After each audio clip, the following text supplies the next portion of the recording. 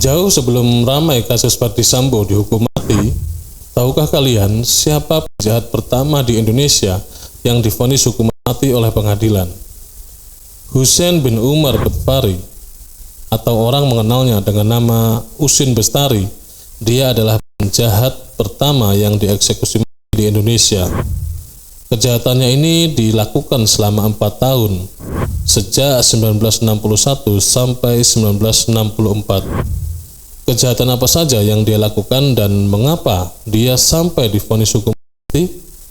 Mari kita bahas, dan begini ceritanya. Husein bin Umar Bedfari, yang lebih dikenal dengan nama Usin Bestari, dia adalah terpidana kasus pembunuhan berantai pada tahun 1964. Sejak divonis mati oleh Majelis Hakim Pengadilan Negeri Surabaya, pria keturunan Arab kelahiran Krian, Sidoarjo, Jawa Timur pada 1926 ini menjalani masa tahanan selama 14 tahun. Selama hidup di dalam penjara, Usin disebut sebagai narapidana teladan. Dia bahkan terkenal sebagai penjahit yang sukses di dalam penjara. Dikarenakan banyak orderan di dalam penjara, dia juga ikut berjasa membantu sipir dalam mencegah upaya pelarian sejumlah tahanan yang ada di penjara Kalisosok. Tapi keteladanan dia tidak menyurutkan pemerintah untuk tetap melanjutkan eksekusi mati pada dirinya. Tepat pada hari Kamis 14 September 1978, dini hari, Usin dibawa oleh petugas sipir dan polisi. Dia langsung diangkut ke dalam mobil dan dibawa ke Pantai Kenjeran, Surabaya. Di pantai tersebut, Usin sudah ditunggu satu regu tembak dari Komando Daerah Kepolisian 10 Jawa Timur, yang sekarang disebut Polda Jawa Timur. Usin digiring menuju tiang kayu yang ditancapkan di pasir pantai. Setelah itu, kedua tangan Usin diikat ke belakang menempel tiang tersebut. Terlihat seorang tokoh agama menghampirinya untuk menuntun Usin berdoa. Usin diminta berdoa untuk meminta ampun atas segala dosa yang telah dia perbuat. Usin berkata kepada ustadz yang menuntunnya berdoa, "Tolong dijaga adik saya Mamak." Mamak adalah adik kandung Usin yang bernama asli Alwi bin Umar Bedfari. Mamak ikut terlibat dalam semua aksi kejahatan kakaknya. Hanya saja Mamak divonis penjara selama 20 tahun. Selesai berdoa, jaksa penuntut umum menghampiri Usin untuk ditanya, apakah matanya ingin ditutup atau tidak? Terserah bapak sajalah, jawab Usin. Jaksa memerintahkan petugas menutup mata Usin dengan kain hitam. Lalu jaksa meminta kepada komandan regu tembak segera melaksanakan eksekusi. Beberapa detik kemudian, terdengar rentetan tembakan.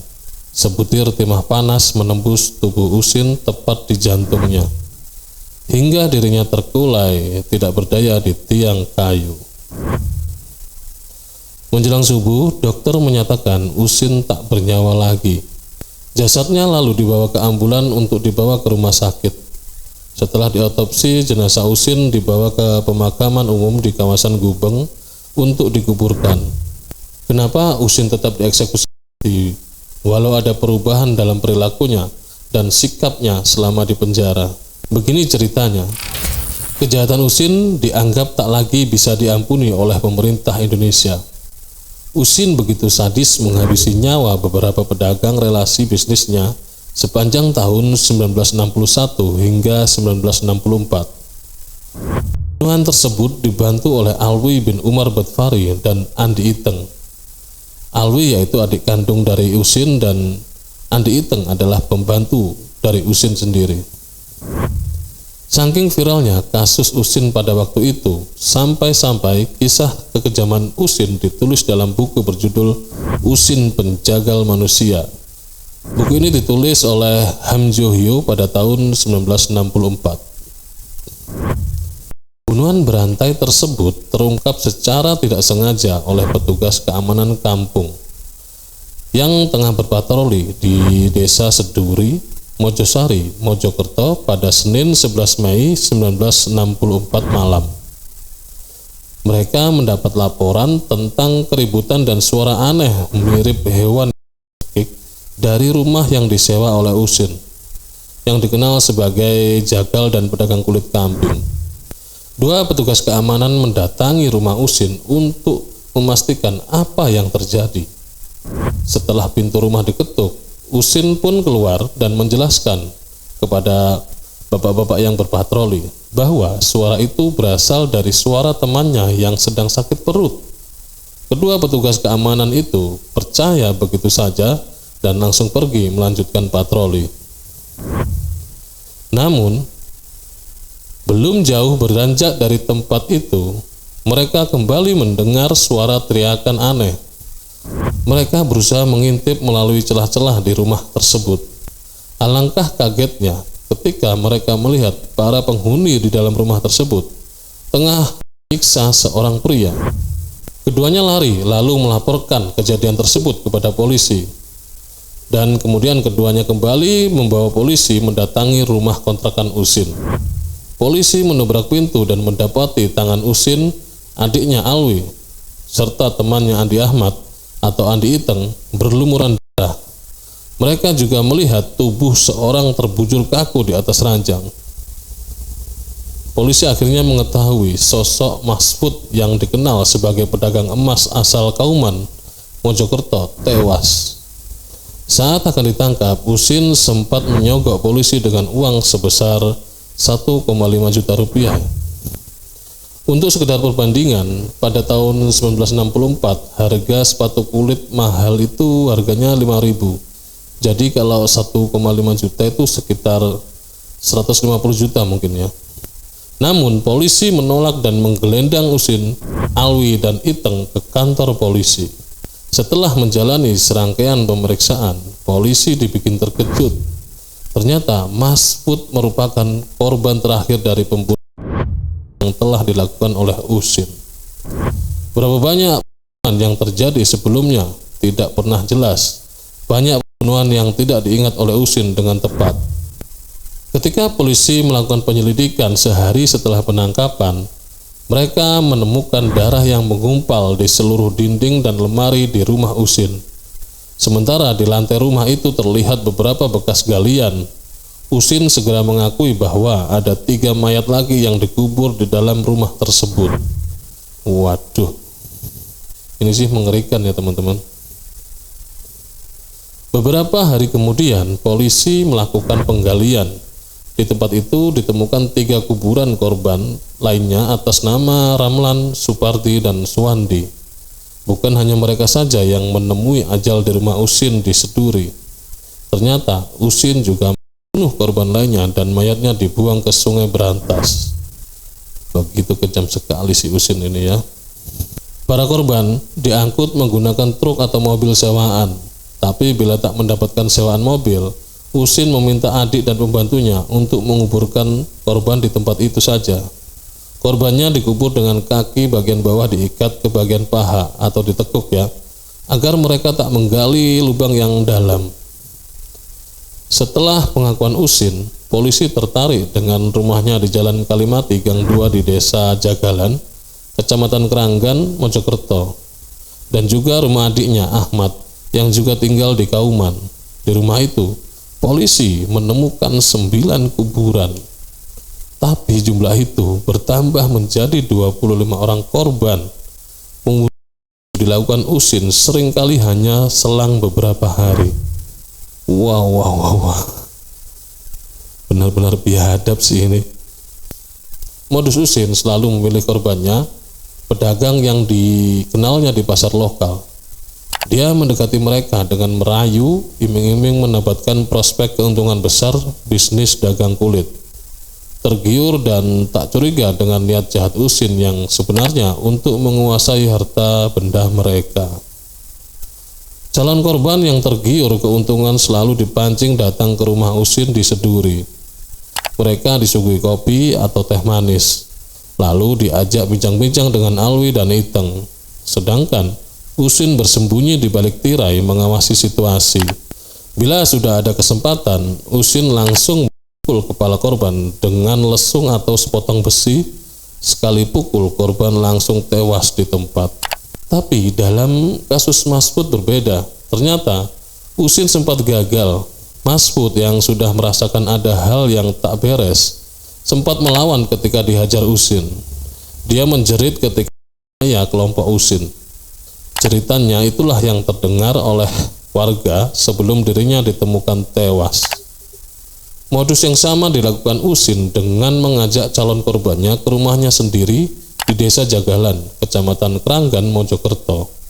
Tapi bedanya, Usin selalu meminta keluarganya seperti saudara perempuan, ibunya, istrinya, Rafian, beserta anaknya untuk pergi ke rumah kerabatnya. Kepada keluarganya, Usin selalu berdalih tengah menunggu kedatangan mitra dagang yang sangat penting dan tak boleh diganggu siapapun juga.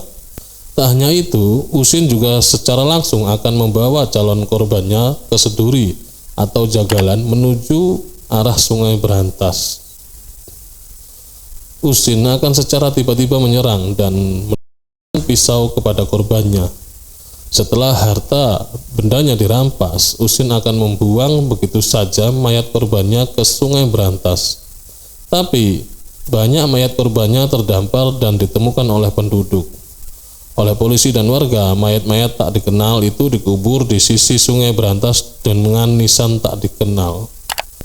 Aksi keji Usin CS ini mendapatkan publikasi besar-besaran, terutama sejumlah media massa yang terafiliasi dengan Partai Komunis Indonesia. Bahkan kasus pembunuhan itu sempat ditarik ke persoalan politik. Usin sempat dikabarkan merupakan bagian dari Masumi atau kelompok yang bertentangan dengan PKI. Sementara korbannya diduga simpatisan PKI, tapi tuduhan itu tak pernah terbukti. Sebagian korban Usin adalah warga lokal, dan ada juga warga keturunan Tionghoa dan Arab. Usin melakukan aksi kejinya itu sejak 1961. Dari laporan polisi, Usin pertama kali membunuh seseorang bernama Juli yang berumur 26 tahun, warga Tulungagung yang pada Mei 1961.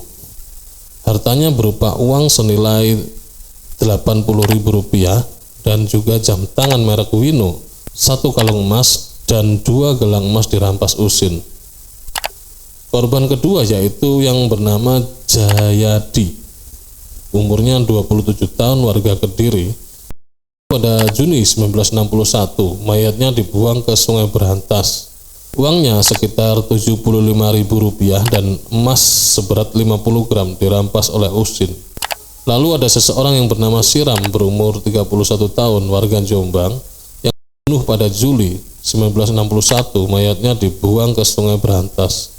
Uangnya yang diambil sekitar Rp47.000 beserta sepeda merek Gazelle dan sebuah jam tangan dicuri Usin.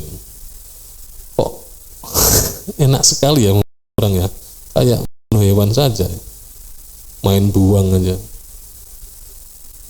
Dan ada lagi yang bernama Sarwi berumur 32 tahun, asal Jombang, pada 1961 dan mayatnya dibuang ke Sungai Berantas juga. Gila nih si Usin ini ya. Barang-barang yang diambil terdiri dari uang 150.000, jam tangan merek Titus dan sebuah cincin diambil Usin. Daftar pembunuhan pada tahun 1962 sampai 64 jauh lebih panjang, hampir semuanya dibuang ke Sungai Berantas. Ketika pembunuhan tidak dilakukan di dekat sungai, Usin sering membuang mayat korbannya ke selokan atau tumpukan sampah. Contohnya Zazid bin Mari yang berumur 50 tahun yang dibunuh pada tahun 1963. Karena pembunuhan terjadi pada musim hujan, mayatnya dibuang ke dalam tumpukan sampah dipenuhi air. Mayatnya dibebani dumbbell seberat 40 kg. Waduh. Ngeri ya pada waktu itu ya. Pembunuhan itu kayaknya gampang sekali ya. Saat diinterogasi polisi, Usin menyatakan bahwa dirinya terkejut bisa membunuh orang dengan begitu mudahnya. Nah, ini dia saja sendiri kaget ya, apalagi saya yang menceritakan kepada kalian. Kok kayaknya gampang sekali manusia, kayak membunuh hewan saja.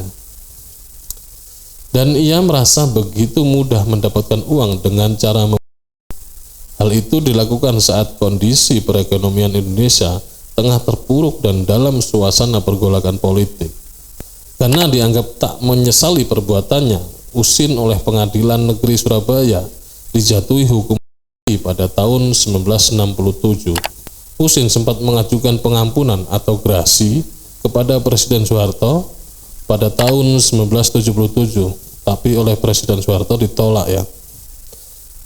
Ya iyalah, kalau saya jadi presidennya juga saya tolak itu pasti ya. Hingga dirinya dieksekusi pada 14 September 1978. Usin merupakan sosok penjahat yang pertama kali dihukum sejak Republik Indonesia ini berdiri atau di era Orde Baru. Ya, seperti itulah cerita dari seorang yang bernama Usin Bestari, atau nama aslinya adalah Husein bin Umar Bedfari, yaitu seorang pembunuh berantai yang telah dieksekusi oleh pengadilan di Indonesia. Oke, sampai di sini dulu ya ceritanya. Terima kasih sudah mau menyimak sampai akhir. Jangan lupa subscribe, like, dan komen. Dukung terus channel ini. Assalamualaikum warahmatullahi wabarakatuh.